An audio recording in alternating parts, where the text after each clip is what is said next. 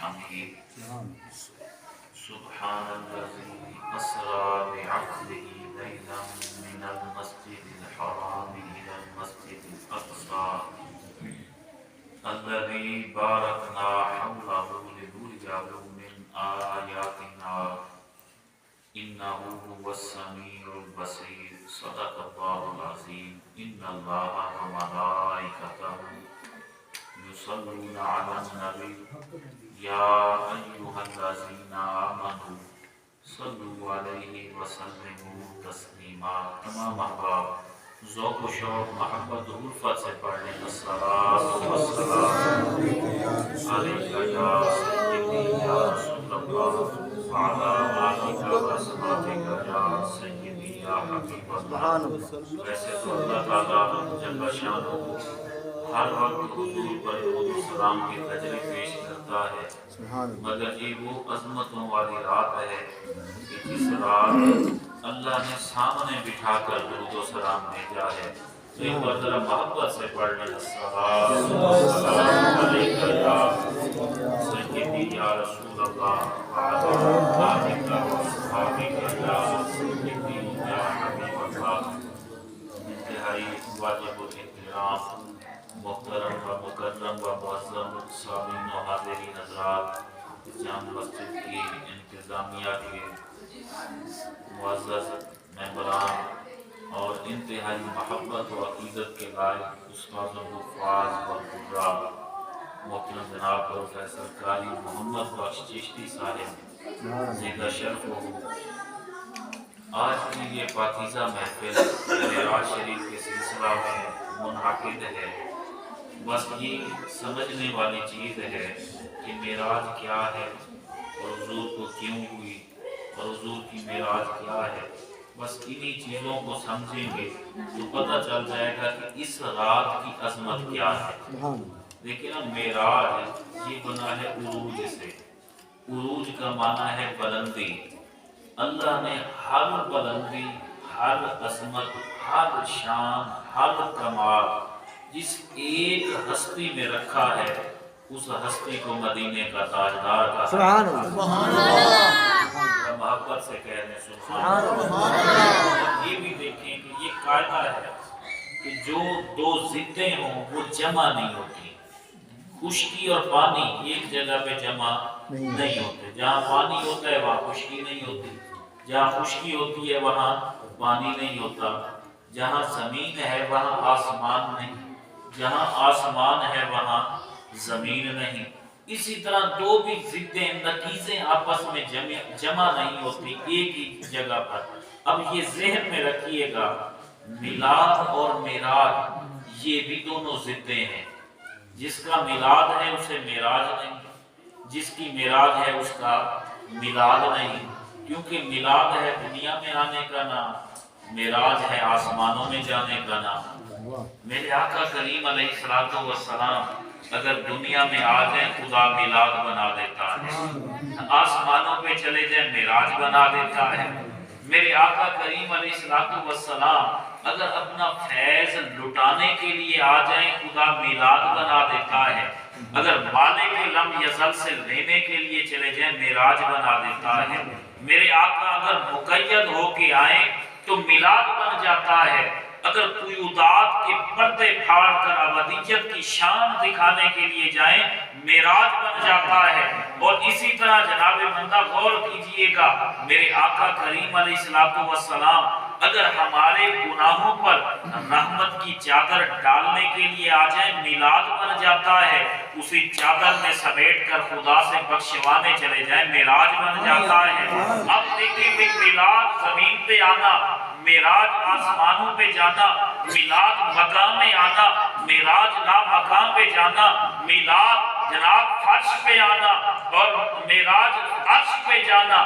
فرش والا عرش پہ نہیں جاتا، عرش والا فرش پہ نہیں آتا، زمین والا آسمانوں پہ نہیں جاتا، آسمان والا زمین پہ نہیں آتا، مقام والا لا مقام پہ نہیں جاتا، لا مقام والا مقام پہ نہیں آتا، فرق یہ ہے زمین والا، فرش والا، مکان والا یہ محتاج ہوتا ہے سردی کا، گرمی کا، دھوپ کا، اندھیرے کا، اجالے کا، پانی کا، خشکی کا، تری کا، چھاؤں کا، سائے کا، اور جناب اشارات کا، ممکنات کا، ان ساری چیزوں کا جو محتاج ہے وہ ہے فرش والا۔ وہ عرش پہ نہیں جا سکتا، جو عرش والا ہے وہ فرش پہ نہیں آتا۔ رب نے کہا حبیب تیری عظمت دکھانے کے لیے میں اپنا بنایا ہوا قاعدہ توڑ ڈالوں گا، قدرت دکھاؤں گا، تو فرش پہ آئے گا میلاد بن جائے گا، عرش پہ آئے گا معراج بن جائے گا۔ اور کہتے سبحان اللہ، فرش پر آئے گا میلاد بن جائے گا، عرش پر جائے گا معراج بن جائے گا۔ فرمایا حبیب قاعدہ تو یہی ہے، سورج مشرق سے نکال کر مغرب میں غروب کرتا ہوں، تیری عظمت دکھانے پہ آؤں، پھر قانون توڑ دیتا ہوں، ڈوبا ہوا سورج بھی واپس لوٹا دیتا ہوں۔ پیارے قانون یہی ہے، جو زمین پہ آتا ہے آسمان پہ نہیں جاتا، جو آسمانوں میں ہے زمین پہ نہیں آتا۔ تیری عظمت دکھانے کے لیے قاعدہ توڑوں گا، قدرت دکھاؤں گا، تو فرش پہ آئے گا میلاد بناؤں گا، عرش پہ آئے گا معراج بناؤں گا، اور پوری کائنات کو یہ بتاؤں گا کہ محبوب جیسا میلاد بھی کسی کا نہیں، اس جیسی معراج بھی کسی کی نہیں۔ بس یہ سمجھ لیجئے میرے آقا مدینے کے تاجدار کا میلاد بھی بے مثال ہے، معراج بھی بے مثال ہے، میلاد بھی بے مثال ہے، اور معراج بھی کہیں نا معراج بھی بے مثال ہے۔ کیونکہ دیکھیں نا بھئی اللہ نے ہمیں زبانیں ہی حضور کے لیے دی ہیں، اگر حضور کے نام پر شرمائیں گے نہ بولیں گے تو پھر کہاں بولیں گے؟ میلاد بھی بے مثال، معراج بھی بے مثال، میلاد بھی بے مثال۔ آج دیکھیں نا یہ کیمرے بھی لگے ہوئے ہیں، ایک آسمانی کیمرہ بھی ہے، وہ بھی ہماری عادات اور خصلتوں کو، ہماری بولیوں کو کیپچر کیے ہوئے ہیں۔ آج فرشتے بھی دیکھیں نا اللہ کی بارگاہ میں یہی کہیں مولا دیکھ تیرے حبیب کے نام پر کیسے مچل رہے ہیں، خوش ہو رہے ہیں۔ میرے آقا کا میلاد بھی بے مثال ہے، معراج بھی بے مثال ہے۔ یار جس ہستی پر خدا اپنے قانون توڑ دے، اپنی قدرت دکھائے، جس ہستی کے تصرف میں خدا ضدوں کو جمع فرما دے، اس ہستی کو مدینے کا تاجدار کہا جاتا ہے۔ دیکھیں میلاد کا میرا موضوع نہیں، معراج کیسے بے مثال ہے۔ میری آقا کی کو معراج ہوئی نا، ابتدا ہے معراج کی، براق آ گیا، سواری آ گئی، بڑی توجہ سے سننے والی ہے یہ بات۔ سواری آئے نا، آ گئی، جبریل امین سواری لے کر آئے۔ خیری صاحب میرے آقا کی آنکھوں میں آنسو آ گئے۔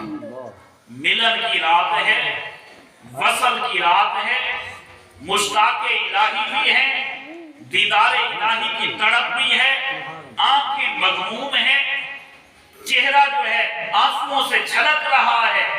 رب نے کہا جبریل ذرا پوچھو تو صحیح میرا محبوب آج کیوں غمگین ہے، کیوں رو رہا ہے؟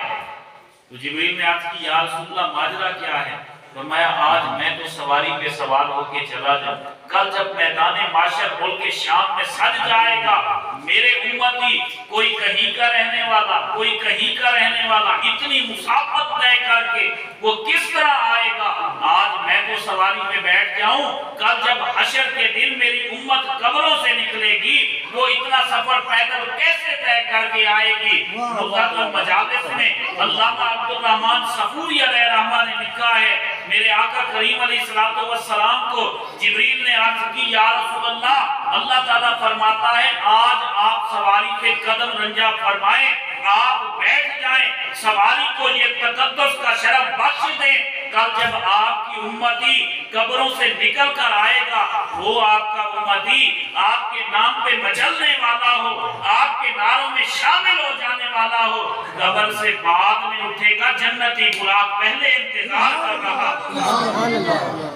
جنتی براق پہلے انتظار کر رہا ہوگا۔ یہ ہے معراج کی ابتدا۔ میں واقعات میں نہیں جانا چاہتا، صرف یہ دیکھو کہ حضور کو معراج کیوں ہوئی، اسباب کیا ہے۔ اقبال نے کہا بے سبب کب تھا شب معراج حضرت کا سفر، آپ یہاں سے نکل کر موڑ پہ جائیں، کوئی نہ کوئی کام تو ہوگا، کوئی مقصد ہوگا، کوئی سبب ہوگا، بغیر کام کے تو نہیں جاتا۔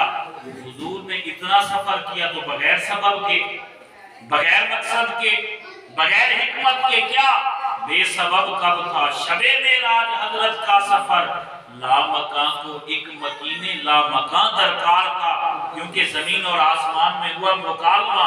زمین نے کہا میں افضل، آسمان نے کہا میں افضل۔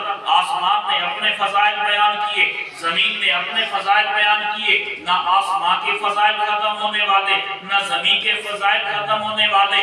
اس کا خالق بھی اللہ، اس کا خالق بھی اللہ، اسے بھی اسی نے پیدا کیا، اسے بھی اسی نے پیدا کیا۔ جب زمین نے آخر میں بات یہ کہی ہے آسمان مجھ سے بھلے تو اوپر سہی، مجھ سے بلند سہی، مجھ سے علو سہی، مگر یہ بتا میرے اوپر تو حضور رہتے ہیں۔ بڑے ڈھیلے بندے اوپر یا کو سبحان اللہ، میرے اوپر تو حضور رہتے ہیں۔ جب آسمان نے یہ سنا اب چپ ہو گیا، کیا جواب دے؟ حضور سے بڑی کوئی نعمت ہے؟ میرے آقا خود فرماتے ہیں محمد نعمت اللہ، اللہ کی سب سے بڑی نعمت محمد عربی کی ذات ہے، مدینے کے تاجدار کی ذات ہے۔ ان سے بڑی نعمت کوئی نہیں، ان سے بڑی نعمت کوئی نہیں۔ تو جناب جب زمین نے یہ کہا کہ میرے اوپر حضور رہتے ہیں، پھر آسمان اللہ کی بارگاہ میں عرض کرنے لگا مولا کبھی تو محبوب کو بلا، کبھی تو حبیب کو بلا، میں بھی اس کے قدم چوموں۔ اللہ نے فرمایا پھر آسمان تیار ہو جا، معراج کی رات آنے والی ہے، میرا حبیب بھی آنے والا ہے۔ یہ پہلا سبب ہے۔ دوسرا سبب میں عرض کرتا ہوں، اللہ تعالیٰ نے اس سے پہلے دیگر انبیاء کو بھی معراج کرائی۔ حضرت آدم علیہ السلام کی معراج کا ذکر قرآن میں، حضرت ادریس علیہ السلام کی معراج کا ذکر وَرَفَعْنَاهُ مَكَانًا عَلِيًّا قرآن مجید میں، جناب موسیٰ کلیم اللہ کی معراج کا ذکر وَكَلَّمَ اللَّهُ مُوسَىٰ تَكْلِيمًا قرآن مجید میں، جناب ابراہیم خلیل اللہ علیہ السلام کی معراج کا ذکر قُلْنَا يَا نَارُ كُونِي بَرْدًا وَسَلَامًا عَلَىٰ إِبْرَاهِيمَ قرآن مجید میں، جناب یوسف، جناب زکریا، جناب یحییٰ، جناب عیسیٰ، جتنے بھی انبیاء کرام علیہ الصلوۃ والتسلیم تشریف لائے، اللہ نے ہر ایک کو معراج کرائی۔ فرمایا حبیب سب کو معراج کرائی ہے، اگر تجھے معراج نہ کراؤں یہ جزوی فضیلت لے جائیں گے۔ تجھے معراج کرا کے میں یہ بتانا چاہتا ہوں کہ ان سارے نبیوں کا، ان سارے رسولوں کا، ان سارے پیغمبروں کا امام بھی مدینے کا تاجدار ہے، رہبر و رہنما بھی مدینے کا تاجدار ہے۔ اسی لیے ہم کہتے ہیں ہمارے نبی امام الانبیاء سبحان اللہ، امام الانبیاء۔ اب دیکھیں نا سارے نبی، سارے رسول بڑی عظمت والے، بڑی شان والے، ہر پیغمبر کی عظمت کو کروڑوں سلام۔ صاحب کتاب، صاحب شریعت، صاحب طریقت، صاحب تصوف، صاحب کمالات، صاحب معجزات ہو کر مسجد اقصی میں استقبال کے لیے پہنچے۔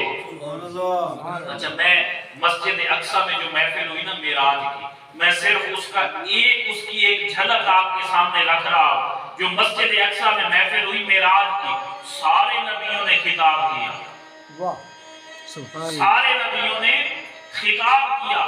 جناب آدم سے لے کر حضرت عیسیٰ علیہ السلام تک ہر نبی نے جتنا چاہا خطاب کیا، کسی کے لیے وقت کی قید نہیں، کوئی روکنے والا نہیں، ٹوکنے والا نہیں۔ اور ہر نبی کا موضوع کیا تھا؟ ہر نبی کا موضوع تھا آج تم نے اپنے اپنے فضائل بیان کرنے۔ جناب آدم اپنے فضائل، جناب یوسف اپنے حسن کے تذکرے، جناب موسیٰ اپنی اس شیرینی کلام کے تذکرے، جناب عیسیٰ اپنی مسیحائی کی تذکرے۔ جیسے کسی نے کہا تھا ابن یعقوب کو اللہ نے صورت بخشی اور عیسیٰ کو مسیحائی کی دولت بخشی، ہر نبی کو کوئی عزت کوئی عظمت بخشی، میری سرکار کو بے پردہ زیارت بخشی۔ تو جناب ہر نبی نے خطاب کر لیا، اب آگیا خصوصی خطاب تیرے اور میرے نبی کا۔ میں حضور کے خطاب کا ایک جملہ یہاں پہ پیش کر رہا ہوں کہ سارے نبیوں نے اپنی اپنی فضیلتیں بیان کی، عظمتیں، شانیں، مقامات، کمالات، معجزات بیان کیے، کرنے والے بھی وہی، سننے والے بھی وہی۔ یہ معراج کی محفل ہے۔ جب میرے نبی آئے منبر پہ جلوہ افروز ہوئے، آپ نے خطاب کا پہلا جملہ ارشاد فرمایا، سنیے گا کلیجے میں ٹھنڈ پڑ جائے گی۔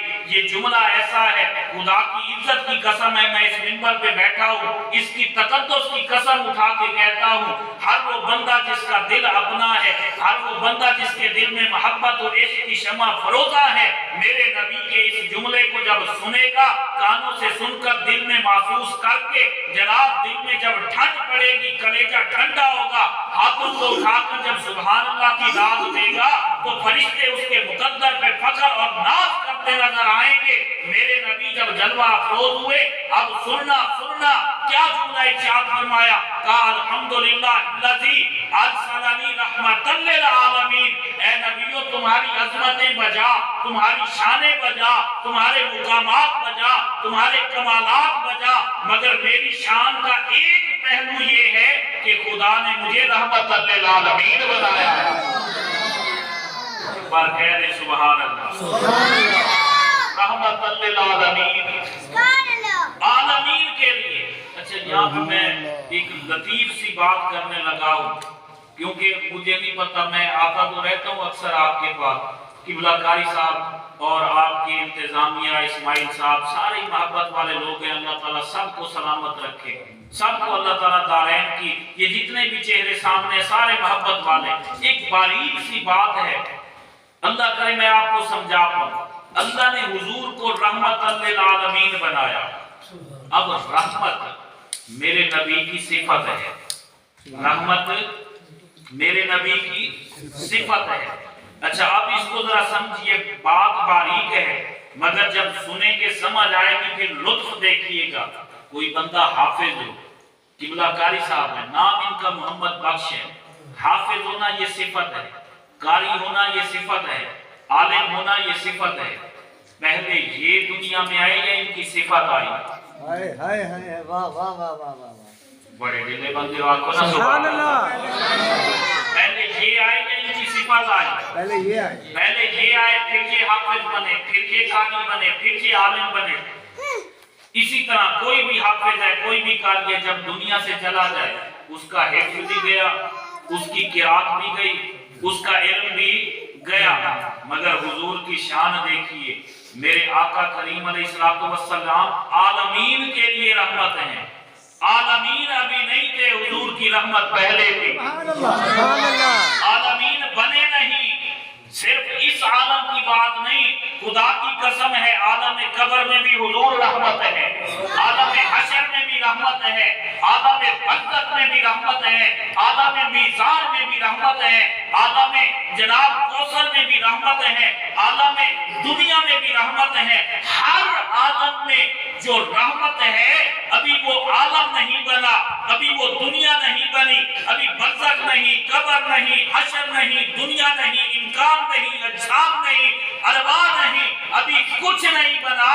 جس کی صفت بنی وہ رحمت صفت والا، رحمت للعالمین، تو ثابت یہ ہوتا ہے کہ ابھی عالمین نہیں بنے تھے، صفت رحمت بھی تھی، رحمت للعالمین بھی تھا۔